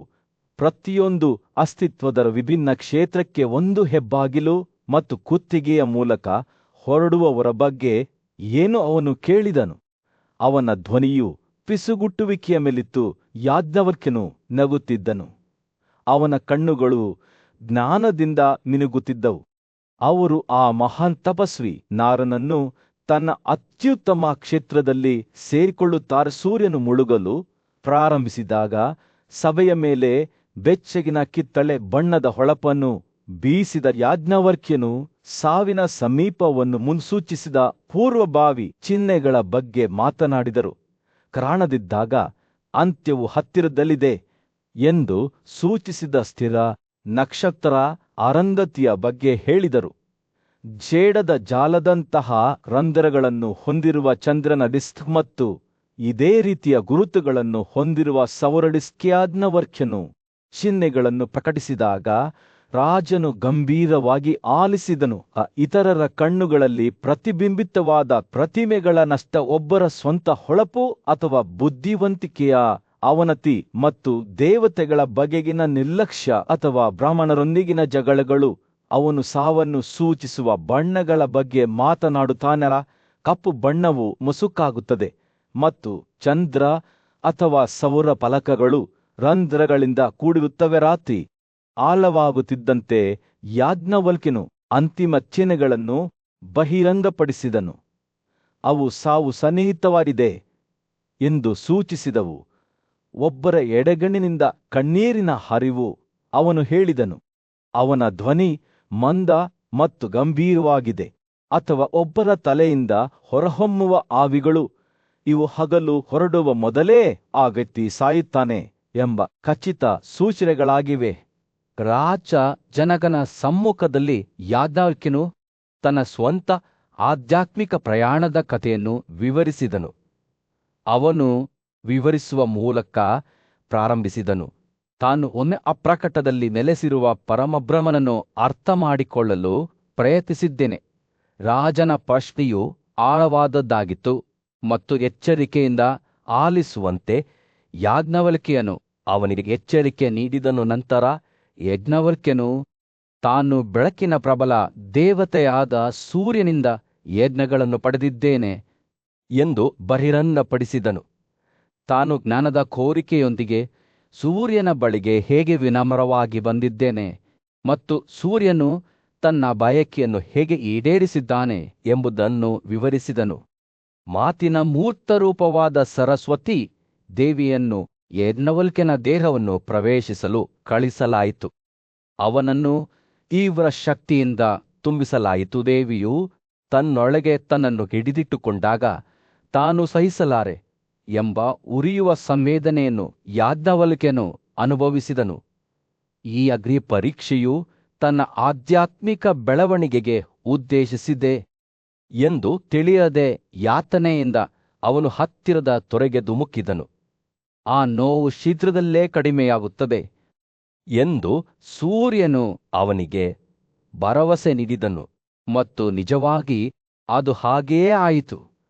ಶಾಖವು ಕಡಿಮೆಯಾದಾಗ ಸೂರ್ಯನು ಯಾಜ್ಞವಲ್ಕ್ಯನಿಗೆ ವೇದಗಳು, ಉಪನಿಷತ್ತುಗಳು ಮತ್ತು ಶತಪಥ ಬ್ರಾಹ್ಮಣಗಳ ರಹಸ್ಯಗಳನ್ನು ನೀಡಿದ. ಈ ಹೊಸ ಜ್ಞಾನದಿಂದ ಯಾಜ್ಞವಲ್ಕ್ಯರ ತಿಳುವಳಿಕೆಯು ವಿಮೋಚನೆಯ ಕಡೆಗೆ ತಿರುಗಿತು. ಆತನು ತನಗೆ ದೊರೆತ ದೈವಿಕ ಅನುಗ್ರಹಕ್ಕಾಗಿ ಸಂತೋಷ ಮತ್ತು ಕೃತಜ್ಞತೆಯಿಂದ ತುಂಬಿದ್ದನು. ಅವನು ಚಿಂತನೆಯಲ್ಲಿ ಕುಳಿತಾಗ ಅವನು ಸರಸ್ವತಿಯನ್ನು ಸ್ಮರಿಸಿದನು ಮತ್ತು ಸೂರ್ಯ ಮತ್ತು ದೇವತೆ ಇಬ್ಬರಿಗೂ ತನ್ನನ್ನು ಸಮರ್ಪಿಸಿಕೊಂಡ ಸಾಮಾನ್ಯ ಅರ್ಘ್ಯವನ್ನು ಅವಳಿಗೆ ಅರ್ಪಿಸಿದನು. ನಂತರ ಯಾಜ್ಞವಲ್ಕ್ಯನು ಈ ಪವಿತ್ರ ಗ್ರಂಥಗಳನ್ನು 100 ಯೋಗ್ಯ ಶಿಷ್ಯರಿಗೆ ಕಲಿಸಲು ತನ್ನ ಸಮಯವನ್ನು ಕಳೆದನು. ಅವರು ವೇದಗಳ ರಹಸ್ಯಗಳನ್ನು ಗ್ರಹಿಸಿದಾಗ ಸಂತೋಷದಿಂದ ತುಂಬಿದ್ದರು. ಅವರು ರಾಜ ಜನಕನ ತಂದೆಯ ತ್ಯಾಗವನ್ನು ಮುನ್ನಡೆಸುವ ಜವಾಬ್ದಾರಿಯನ್ನು ವಹಿಸಿಕೊಂಡರು. ಅಲ್ಲಿ ಅವರು ವೇದಗಳ ಪಠಣಕ್ಕಾಗಿ ಪಾವತಿಸಿದ ದಕ್ಷಿಣದ ವಿವಾದವನ್ನು ಪರಿಹರಿಸಿದರು. ರಾಜನು ಯಾಜ್ಞವಲ್ಕ್ಯನನ್ನು ಅವರ ಜ್ಞಾನದ ಬಗ್ಗೆ ಮತ್ತು ಅವನು ಅದನ್ನು ಸೂರ್ಯನಿಂದ ಹೇಗೆ ಪಡೆದನು ಎಂದು ಕೇಳಿದನು. ಯಾಜ್ಞವಲ್ಕ್ಯನು ತಾನು 5 ಪಟ್ಟು 10 ಯಜುಷಗಳನ್ನು ಪಡೆದಿದ್ದೇನೆ ಎಂದು ಬಹಿರಂಗಪಡಿಸಿದನು. ನಂತರ ಅವನು ಸೂರ್ಯ ಸ್ಫೂರ್ತಿಯ ಸಹಾಯದಿಂದ ರೋಮಹರ್ಷನೊಂದಿಗೆ ಅಧ್ಯಯನ ಮಾಡಿದ್ದನು. ಅವನು ಶತಪಥ ಬ್ರಾಹ್ಮಣಗಳನ್ನು ಸಂಗ್ರಹಿಸಿದನು. ಈ ಕಾರ್ಯವನ್ನು ಹಿಂದೆ ಯಾರೂ ಕೈಗೊಂಡಿರಲಿಲ್ಲ. ಯಾಜ್ಞವಲ್ಕ್ಯನು ಧ್ಯಾನದಲ್ಲಿ ಕುಳಿತಾಗ ಗಂಧರ್ವ ವಿಶ್ವವಸು ಈ ಜ್ಞಾನದ ರಹಸ್ಯಗಳನ್ನು ಅರ್ಥಮಾಡಿಕೊಳ್ಳಲು ಅವನ ಬಳಿಗೆ ಹೋದನು.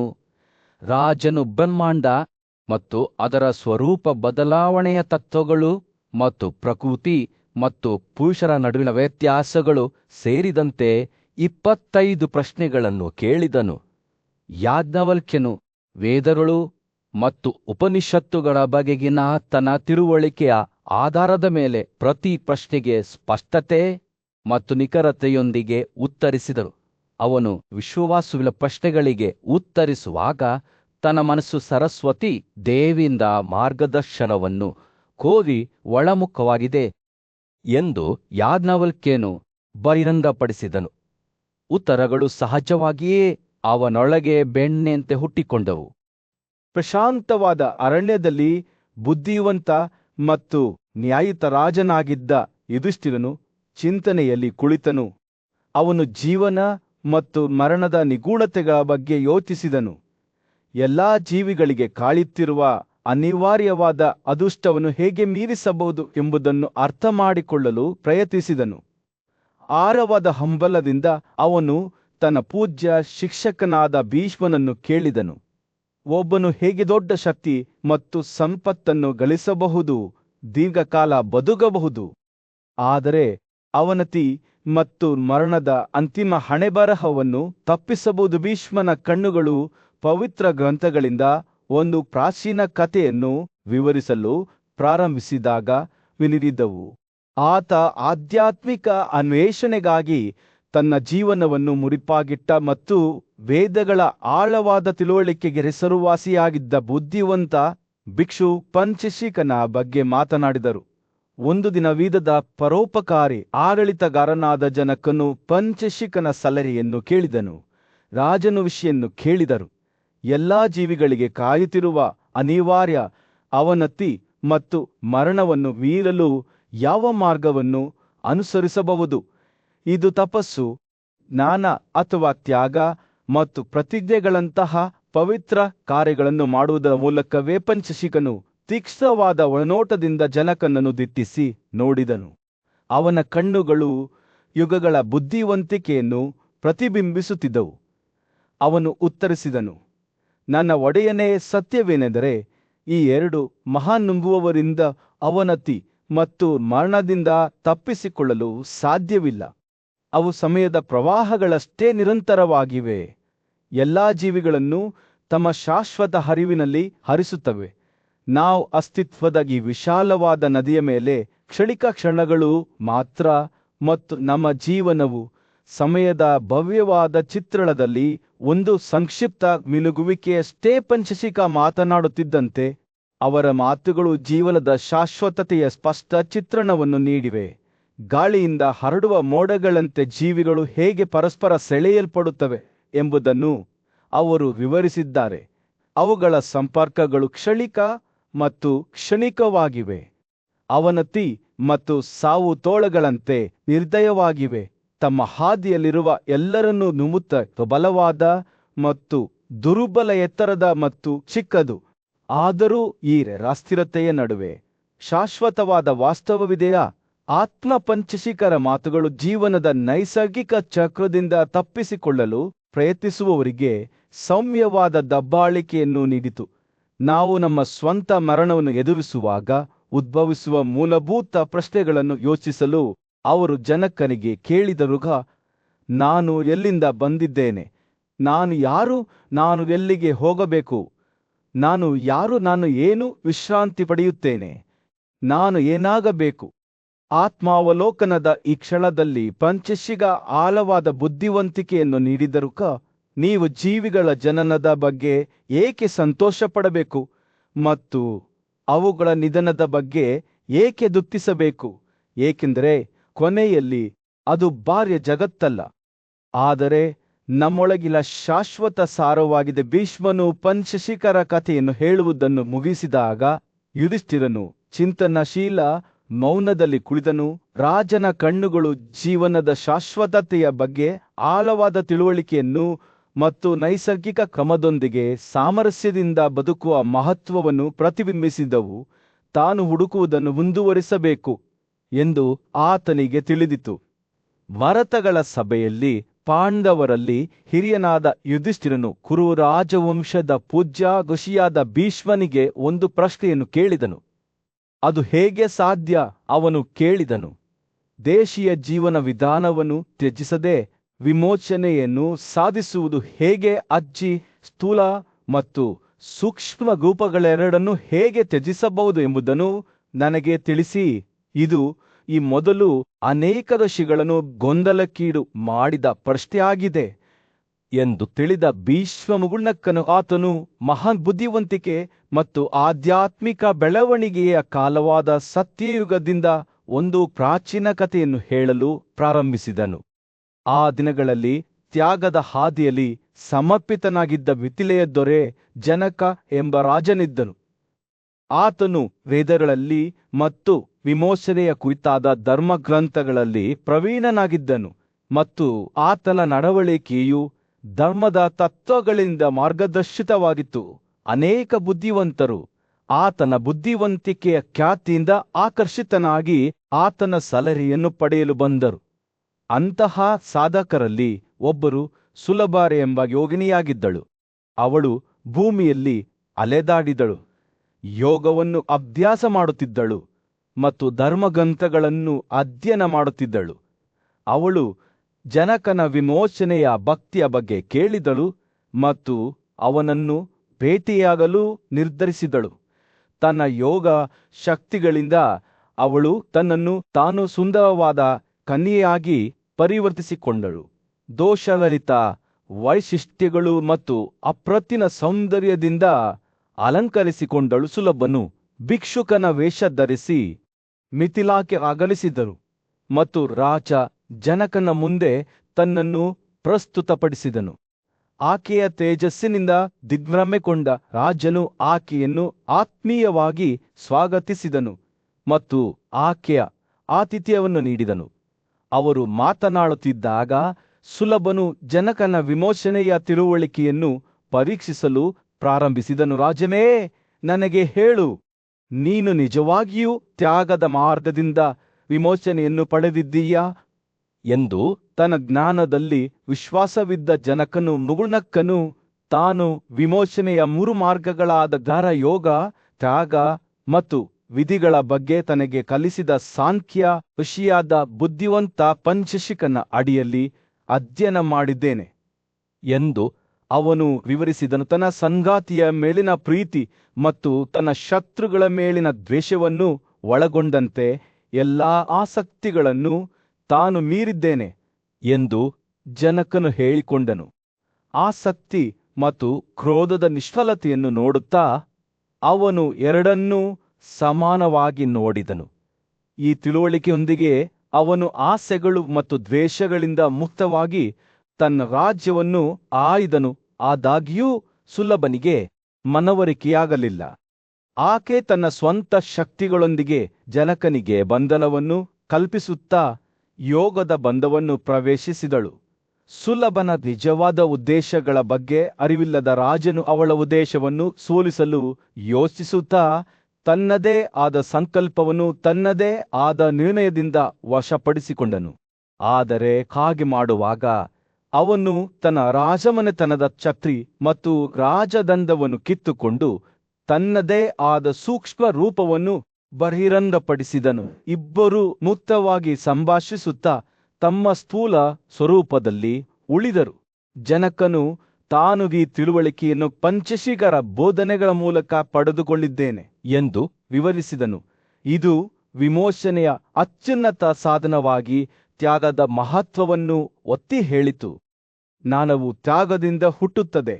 ಇದು ರೋಗಕ್ಕೆ ಮತ್ತು ಅಂತಿಮವಾಗಿ ಸ್ವಯಂಜ್ಞಾನಕ್ಕೆ ಕಾರಣವಾಗುತ್ತದೆ ಎಂದು ಅವರು ಪ್ರತಿಪಾದಿಸಿದರು. ಸುಲಭ ಶ್ರದ್ಧೆಯಿಂದ ಆಲಿಸಿದಳು. ಪ್ರಶಾಂತವಾದ ಭೂಪ್ರದೇಶದ ಮೇಲೆ ಸೂರ್ಯನು ಉದಯಿಸಲು ಪ್ರಾರಂಭಿಸಿದಾಗ ಯುಧಿಷ್ಠಿರನು ವ್ಯಾಸನ ಮಗನಾದ ಶುಕನ ಕಥೆಯನ್ನು ಕೇಳಲು ಉತ್ಸುಕನಾಗಿ ಭೀಷ್ಮನೊಂದಿಗೆ ಕುಳಿತಿದ್ದನು. ನನಗೆ ತಿಳಿಸಿ, ಅವನು ಬೇಡಿಕೊಂಡನು.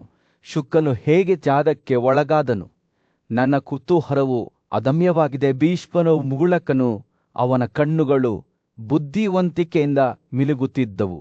ಅಯ್ಯೋ ಯುಧಿಷ್ಠಿರನೇ, ವ್ಯಾಸನು ತನ್ನ ಮಗನಿಗೆ ತ್ಯಾಗದ ಮಹತ್ವವನ್ನು ಹೇಗೆ ಕಲಿಸಿದನು ಎಂಬುದ ಕಥೆಯನ್ನು ನಾನು ನಿನಗೆ ವಿವರಿಸುತ್ತೇನೆ. ಮುಂದುವರಿಯುವ ಮೊದಲು ತನ್ನ ಆಲೋಚನೆಗಳನ್ನು ಸಂಗ್ರಹಿಸುತ್ತಾ ಅವನು ವಿರಾಮಗೊಳಿಸಿದನು. ಸಾಂಸಾರಿಕ ಸುಖಗಳ ಕ್ಷಣಿಕ ಸ್ವರೂಪದ ಅರಿವಿಲ್ಲದೆ ಸುಖಕರವಾದ ಜೀವನವನ್ನು ನಡೆಸುತ್ತಿದ್ದ ಸುಖನನ್ನು ವ್ಯಾಸನು ನೋಡಿದನು. ಆದ್ದರಿಂದ ಆತನಿಗೆ ವೇದಗಳನ್ನು ಕರಲಿಸಲು ಪ್ರಾರಂಭಿಸಿದನು. ಬ್ರಹ್ಮಾಂಡದರ ಮತ್ತು ಅದರ ಕಾರ್ಯಗಳ ಜ್ಞಾನವನ್ನು ನೀಡಿದನು. ಅವರು ಮರದ ನೆರಳಿನಲ್ಲಿ ಒಟ್ಟಿಗೆ ಕುಳಿತಾಗ ವ್ಯಾಸನು ಸುಖನ ಜೀವನವನ್ನು ಶಾಶ್ವತವಾಗಿ ಬದಲಾಯಿಸುವ ಮಾತುಗಳನ್ನು ಹೇಳಿದ್ದ. ನಿಮ್ಮ ಇಂದ್ರಿಯಗಳ ಒಡೆಯನಾಗುತ್ತಾ ನೀವು ವಿಪರೀತ ಶೀತ ಮತ್ತು ಉಷ್ಣತೆ, ಹಸಿವು ಮತ್ತು ಬಾಯಾರಿಕೆ ಮತ್ತು ಗಾಳಿಯನ್ನು ಸಹ ನಿಗ್ರಹಿಸಿ ನೀತಿಯನ್ನು ಅಭ್ಯಾಸ ಮಾಡಿ ಸತ್ಯ ಮತ್ತು ಪ್ರಾಮಾಣಿಕತೆಯನ್ನು ಗಮನಿಸಿ ಕೋಪ ಮತ್ತು ದ್ವೇಷದಿಂದ ಮುಕ್ತಿ, ಆತ್ಮಸಂಯಮ ಮತ್ತು ತಪಸ್ಸು ಅವರು ಸದ್ಗುಣ ಮತ್ತು ಶಿಸ್ತಿನ ಜೀವನವನ್ನು ನಡೆಸುವ ಮಹತ್ವವನ್ನು ಒತ್ತಿ ಹೇಳಿದರು. ಸುಖನು ತನ್ನ ತಂದೆಯ ಮಾತುಗಳನ್ನು ಶ್ರದ್ಧೆಯಿಂದ ಆಲಿಸಿದನು. ಆದರೆ ಕೇವಲ ಜ್ಞಾನವು ಸಾಕಾಗುವುದಿಲ್ಲ ಎಂದು ವ್ಯಾಸನಿಗೆ ತಿಳಿದಿತ್ತು. ಅವನು ಲೌಕಿಕ ಸುಖಗಳ ಬಗ್ಗೆ ಯುವಕನಿಗೆ ಇರುವ ಆಸಕ್ತಿಯನ್ನು ನೋಡಿದರು ಮತ್ತು ಹೆಚ್ಚಿನ ತುರ್ತು ಸ್ಥಿತಿಯೊಂದಿಗೆ ವಿಷಯವನ್ನು ಮನೆಗೆ ಕೊಂಡೊಯ್ಯಲು ನಿರ್ಧರಿಸಿದನು. ಭೀಷ್ಮನ ಧ್ವನಿಯು ಕಥೆಯನ್ನು ಮುಂದುವರಿಸುವಾಗ, ಗುರುತ್ವಾಕರ್ಷಣೆಯ ಭಾವವನ್ನು ಪಡೆದುಕೊಂಡಿತ್ತು. ನೀವು ಮರೆತು ಹೋಗುವ ಸ್ಥಿತಿಯಲ್ಲಿ ಏಕೆ ನಿದ್ರಿಸುತ್ತೀರಿ ಎಂದು. ಆತನ ಕಣ್ಣುಗಳು ತೀವ್ರವಾಗಿ ಉರಿಯುತ್ತಿದ್ದಂತೆ ಸೂಕನನ್ನು ವ್ಯಾಸನು ಕೇಳಿದನು. ನಿಮ್ಮ ವೈರಿಗಳು ಸದಾ ಜಾಗರೂಕರಾಗಿರುತ್ತಾರೆ. ಅವರು ಹೊಡೆಯುವ ಅವಕಾಶಕ್ಕಾಗಿ ಕಾಯುತ್ತಿರುತ್ತಾರೆ. ಇದನ್ನು ತಿಳಿಯದಷ್ಟು ನೀವು ಏಕೆ ಮೂರ್ಖರು? ನಿಮ್ಮ ಜೀವನದ ಅವಧಿಯು ಪ್ರತಿ ಹಾದು ಹೋಗುವ ದಿನವೂ ಕಡಿಮೆಯಾಗುತ್ತಿರುತ್ತದೆ. ಸೂಕನ ಮೇಲೆ ಮುಚ್ಚುವರಿಯಂತೆ ನೆಲೆಸಿದ್ದ ಆತ್ಮಸಂತೋಷವನ್ನು ವ್ಯಾಸರ ಮಾತುಗಳು ಕತ್ತರಿಸುತ್ತವೆ. ಸೂಕನು ತನ್ನ ತಂದೆಯ ಮಾತುಗಳಿಂದ ದಿಗ್ಭ್ರಮೆಗೊಂಡನು, ಆದರೆ ಅವು ನಿಜವೆಂದು ಅವನಿಗೆ ತಿಳಿದಿತ್ತು. ಅವನು ವ್ಯಾಸನ ಬೋಧನೆಗಳಲ್ಲಿನ ಬುದ್ಧಿವಂತಿಕೆಯನ್ನು ನೋಡಿದನು ಮತ್ತು ತಾನು ನಿಜವಾದ ನೆರವೇರಿಕೆಯನ್ನು ಸಾಧಿಸಬೇಕಾದರೆ ತನ್ನ ಮಾರ್ಗಗಳನ್ನು ಬದಲಾಯಿಸಿಕೊಳ್ಳಬೇಕು ಎಂದು ಅರಿತುಕೊಂಡನು. ಭೀಷ್ಮನ ಧ್ವನಿಯು ಕಥೆಯನ್ನು ಮುಕ್ತಾಯಗೊಳಿಸಿದಾಗ ಸೌಮ್ಯವಾದ ಧ್ವನಿಗೆ ಇಳಿಯಿತು. ವ್ಯಾಸನು ಸೂಕನಿಗೆ ನೀತಿಯ ಮಾರ್ಗವನ್ನು ಕಲಿಸಿದನು. ನಿಜವಾದ ಸಂತೋಷವು ಈ ಪ್ರಪಂಚದ ಕ್ಷಣಿಕವಾದ ಸಂತೋಷಗಳನ್ನು ಮೀರಿದೆ ಎಂಬ ಅರಿವಿನ ಕಡೆಗೆ ಅವನಿಗೆ ಮಾರ್ಗದರ್ಶನ ನೀಡಿದನು. ಜೀವನದ ಸಂಕೀರ್ಣತೆಗಳನ್ನು ಬುದ್ಧಿವಂತಿಕೆ ಮತ್ತು ಸಹಾನುಭೂತಿಯೊಂದಿಗೆ ಹೇಗೆ ನ್ಯಾವಿಗೇಟ್ ಮಾಡಬೇಕೆಂದು ಮತ್ತು ಪ್ರಾಪಂಚಿಕ ಆಸಕ್ತಿಗಳಿಂದ ಬೇರ್ಪಡುವ ಭಾವವನ್ನು ಹೇಗೆ ಬೆಳೆಸಿಕೊಳ್ಳಬೇಕು ಎಂಬುದನ್ನು ಆತನಿಗೆ ತೋರಿಸಿದನು. ಭೀಷ್ಮನು ಕಥೆಯನ್ನು ಮುಗಿಸಿದಾಗ ಯುಧಿಷ್ಠಿರನು ಶ್ರದ್ಧೆಯಿಂದ ಆಲಿಸಿದನು.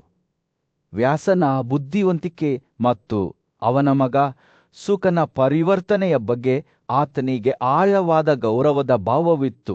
ಈ ಕಥೆಯಿಂದ ತಾನು ಕಲಿಯುವುದು ಬಹಳಷ್ಟಿದೆ ಎಂದು ಯುವ ರಾಜಕುಮಾರನಿಗೆ ತಿಳಿದಿತ್ತು ಮತ್ತು ಆತ ತ್ಯಾಗ ಮತ್ತು ನೀತಿಯ ಗುಣಗಳನ್ನು ಬೆಳೆಸಲು ಪ್ರಯತ್ನಿಸುತ್ತಾ ಶುಕನ ಹೆಜ್ಜೆಗುರುತುಗಳನ್ನು ಅನುಸರಿಸಲು ಮೌನ ಪ್ರತಿಜ್ಞೆ ಮಾಡಿದನು.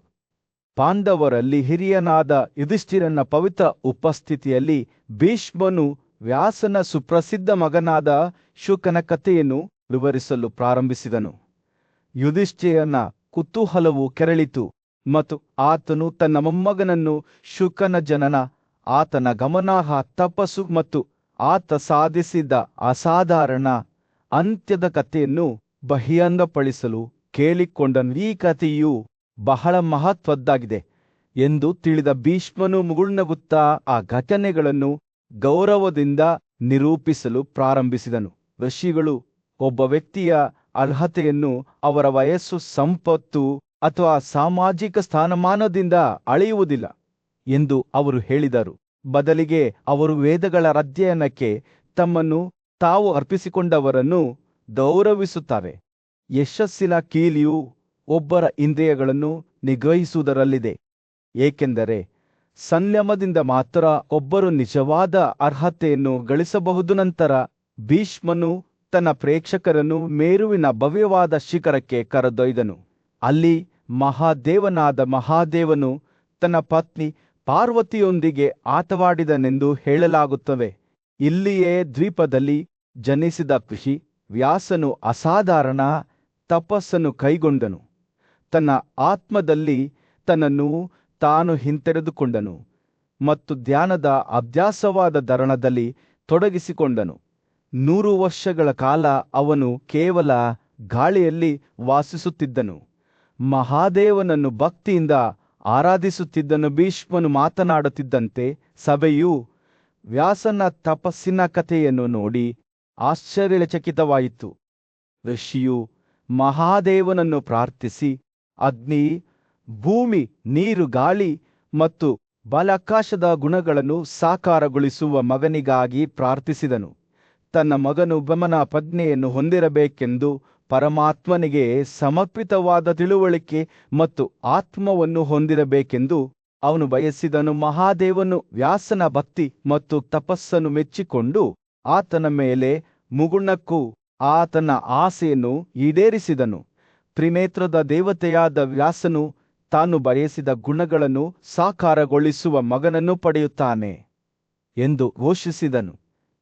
ಈ ಮಗನು ಅಗ್ನಿ, ಗಾಳಿ, ಭೂಮಿ, ನೀರು ಮತ್ತು ಆಕಾಶದಂತಹ ಶುದ್ಧವಾದ ಶ್ರೇಷ್ಠತೆಯನ್ನು ಹೊಂದಿರುತ್ತಾನೆ.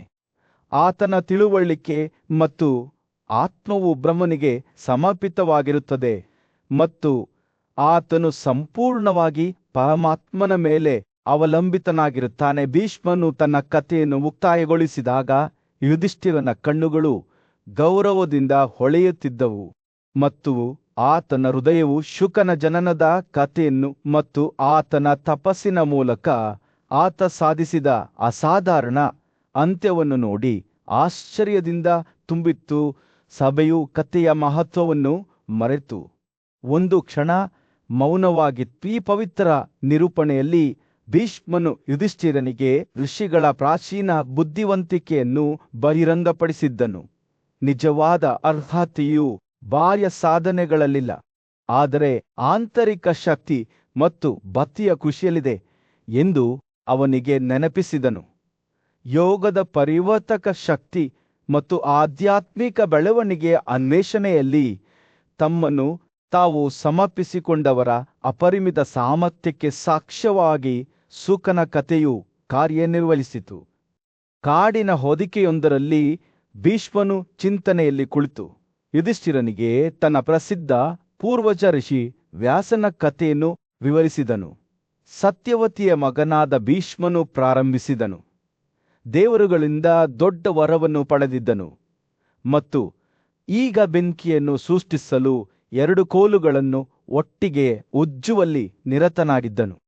ಅವನು ಕೆಲಸ ಮಾಡುವಾಗ ತನ್ನ ಸ್ವಂತ ಸೌಂದರ್ಯದಿಂದ ಎಷ್ಟು ಪ್ರಭಾವಿತನಾಗಿದ್ದ. ಮೋಡಿ ಮಾಡುವ ಅಪ್ಸರ ಗುರಿತಾಚಿಯನ್ನು ಅವನು ಕಂಡನು. ಅವಳು ಹೊಳೆಯುವ ಜೀವಿಯಾಗಿ ಮಾರ್ಪಟ್ಟಳು. ವ್ಯಾಸನು ಪ್ರಿತಾಚಿಯನ್ನು ನೋಡುತ್ತಿದ್ದಂತೆ ಅವನ ಕಣ್ಣುಗಳು ಅಗಲವಾದವು ಮತ್ತು ಅವನ ಹೃದಯವು ಇದ್ದಕ್ಕಿದ್ದಂತೆ ಬಯಕೆಯಿಂದ ಆವರಿಸಿತು. ತನ್ನಷ್ಟಕ್ಕೆ ತಾನೇ ಇದ್ದರೂ ಅವನಿಗೆ ಅವಳ ಆಕರ್ಷಕ ರೂಪಕ್ಕೆ ಸೆಳೆಯಲು ಸಾಧ್ಯವಾಗಲಿಲ್ಲ. ಋಷಿಯ ಪ್ರಕ್ಷುಬ್ಧತೆಯನ್ನು ಅರಿತ ಅಪ್ಸರನು ಮತ್ತೊಮ್ಮೆ ತನ್ನನ್ನು ತಾನು ಪರಿವರ್ತಿಸಿಕೊಂಡನು. ಈ ಬಾರಿ ಅವಳು ಕುಗಿಳಿ ಆಗಿ ಕುಮತ್ತು ವ್ಯಾಸನ ಬದಿಗೆ ಹಾರಿ ಹೋದನು. ಮಾರುವೇಷದಲ್ಲಿದ್ದರೂ ಅವಳ ಉಪಸ್ಥಿತಿಯು ಅವನೊಳಗೆ ಉರಿಯುತ್ತಿದ್ದ ಬಯಕೆಯ ಬೆಂಕಿಯನ್ನು ಮಾತ್ರ ತೀವ್ರಗೊಳಿಸಿತು. ವ್ಯಾಸನು ತನ್ನ ಎಲ್ಲಾ ತಾಳ್ಮೆಯನ್ನು ಕರೆದು ತನ್ನ ಉತ್ಸಾಹವನ್ನು ನಿಗಲಿಸಲು ಪ್ರಯತ್ನಿಸಿದನು, ಆದರೆ ಅದರಿಂದ ಯಾವುದೇ ಪ್ರಯೋಜನವಾಗಲಿಲ್ಲ. ಅವನ ಮನಸ್ಸು ಉದ್ವಿಗ್ನವಾಗಿತ್ತು ಮತ್ತು ತನ್ನ ಅತ್ಯುತ್ತಮ ಪ್ರಯತ್ನಗಳ ಹೊರತಾಗಿಯೂ ಅವನು ತನ್ನನ್ನು ತಾನು ನಿಯಂತ್ರಣಕ್ಕೆ ತರಲು ಸಾಧ್ಯವಾಗಲಿಲ್ಲ. ದೌರ್ಬಲ್ಯದ ಕ್ಷಣದಲ್ಲಿ ಅವನ ಜೀವವುಳ್ಳ ಬೀಜವು ಬಿಡುಗಡೆಯಾಯಿತು ಮತ್ತು ಅದರಿಂದ ಮಗನಾದ ಶುಕನು ಹುಟ್ಟಿದನು. ವ್ಯಾಸನ ಮಗ ಶುಕನು ತನ್ನ ಮೊದಲ ಉಸಿರನ್ನು ತೆಗೆದುಕೊಳ್ಳುತ್ತಿದ್ದಂತೆ ಅರಣ್ಯವು ಸಂತೋಷದ ಸಂಭ್ರಮಾಚರಣೆಯಲ್ಲಿ ಮುಳುಗಿತು. ಗಂಧರ್ವರು ತಮ್ಮ ಸಿಹಿ ಮಧುರವನ್ನು ಹಾಡಿದರು, ಆದರೆ ಅಪ್ಸರರು ಪರಿತ್ಯಕ್ತವಾಗಿ ನೃತ್ಯ ಮಾಡಿದರು. ಲಯಬದ್ಧ ಬಡಿತಗಳಲ್ಲಿ ಆಕಾಶದ ಕೆಟ್ಟ ಡ್ರಮ್ಗಳು ಹೊರಹೊಮ್ಮಿದವು ಮತ್ತು ಆಕಾಶದಿಂದ ಹೂವುಗಳು ಸುರಿದವು. ದೊಡ್ಡ ಗಾಳಿ ದೇವತೆಯೂ ಸಹ ಸೇರಿಕೊಂಡನು. ನವಜಾತ ಶಿಶುವಿಗೆ ಎಲ್ಲಾ ಬಣ್ಣದ ದಾಳಗಳನ್ನು ಸುರಿಸಿದನು. ಶುಕನು ಬೆಳೆದಂತೆ ಅವನ ಸುತ್ತಲೂ ಆಶ್ಚರ್ಯದ ಸೆಳವು ಆವರಿಸಿಕೊಂಡಿತ್ತು. ಅವನ ತಂದೆಯ ಪವಿತ್ರ ಶಕ್ತಿಯು ಅವನ ರಕ್ತನಾಳಗ ಮೂಲಕ ಹರಿಯಿತು. ಅವನಿಗೆ ಅದ್ಭುತವಾದ ಬುದ್ಧಿವಂತಿಕೆ ಮತ್ತು ಜ್ಞಾನಕ್ಕಾಗಿ ತೀರಿಸಲಾಗದ ಬಾಯಾರಿಕೆ ತುಂಬಿತು. ದೇವರುಗಳು ಸ್ವತಃ ಗೌರವಾರ್ಪಣೆ ಮಾಡಲು ಬಂದರು. ಶುಕನಿಗೆ ಬುದ್ಧಿವಂತಿಕೆ ಮತ್ತು ಭಕ್ತಿಯ ಉಡುಗೊರೆಗಳನ್ನು ನೀಡಿದರು. ತನ್ನ ಮಗನು ನಿಜವಾದ ತಪಸ್ವಿಯ ಹಾದಿಯಲ್ಲಿ ನಡೆಯಬೇಕು ಎಂದು ನಿರ್ಧರಿಸಿದ ವ್ಯಾಸನು ಅವನನ್ನು ತನ್ನ ಗುರುವಾಗಿ ಬುದ್ಧಿವಂತ ಬೃಹಸ್ಪತಿಯವರಿಗೆ ವಹಿಸಿಕೊಟ್ಟನು. ಬೃಹಸ್ಪತಿಯ ಮಾರ್ಗದರ್ಶನದಲ್ಲಿ ಶುಕನು ವೇದಗಳ ರಹಸ್ಯಗಳನ್ನು ಆಳವಾಗಿ ಪರಿಶೋಧಿಸಿದನು, ಅವುಗಳ ರಹಸ್ಯಗಳನ್ನು ಕರಗತ ಮಾಡಿಕೊಂಡನು ಮತ್ತು ಅವರ ಪ್ರಾಚೀನ ಬುದ್ಧಿವಂತಿಕೆಯನ್ನು ಸ್ಪಂಜಿನಂತೆ ಹೀರಿಕೊಂಡನು. ಅವನು ಜ್ಞಾನ ಮತ್ತು ಭಕ್ತಿಯಲ್ಲಿ ಬೆಳೆದಂತೆ ಸುಕನ ಖ್ಯಾತಿಯು ಸಾಮ್ರಾಜ್ಯದಾದ್ಯಂತ ಹರಡಿತು. ಬಾಲ್ಯದಲ್ಲಿಯೂ ಸಹ ಅವನ ಆಳವಾದ ತಿಳುವಳಿಕೆ ಮತ್ತು ನಿಸ್ವಾರ್ಥ ತಪಸ್ಸನ್ನು ದೇವರುಗಳು ಮತ್ತು ಋಷಿಗಳು ಸಮಾನವಾಗಿ ಗೌರವಿಸುತ್ತಿದ್ದರು. ಆದ್ದರಿಂದ ವಿಮೋಚನೆ ಹಾದಿಯಲ್ಲಿ ಅಸಲವಾದ